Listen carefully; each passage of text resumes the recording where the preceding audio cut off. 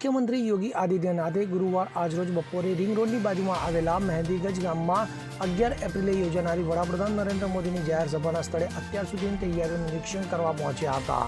Helicopter ઉતરતાની સાથે જ ગામ લોકોનું ટોળું દોડવા લાગ્યું હતું. જોકે ભીડને રિંગ રોડ પર જ રોકી દેવામાં આવી હતી. મળતી માહિતી મુજબ હેલિપેડથી મુખ્યમંત્રીનો કાફલો રિંગ રોડ અંડરપાસ નીચેથી પ્રસ્તાવિત જાહેર સભા સ્થળ પર પહોંચ્યો હતો. ખેતરો જોયા પછી તેમણે German hanger, pandal, stage, parking, પ્રવેશદ્વાર વગેરેનો નકશો જોઈને માહિતી એકત્રિત કરી હતી. ગ્રીન હાઉસમાં બેસીને તેમણે અધિકારીઓ અને ભાજપના નેતાઓ સાથે વાત કરી અને તૈયારી વિશે માહિતી એકત્રિત કરી અને કોઈપણ પ્રકારની ખામીઓ ન રહે તે માટે સૂચનાઓ આપી હતી. તો 10 મિનિટ રાહ જોયા પછી મુખ્યમંત્રીનું હેલિકોપ્ટર હવામાં ઉડાન ભરી અને પોલીસ લાઇન તરફ રવાના થયું હતું.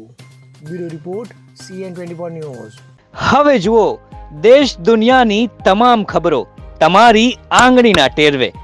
ઉઠાવો મોબાઈલ અને Google Play Store પરથી ડાઉનલોડ કરો અમારી CN24 ન્યૂઝ મોબાઈલ એપ.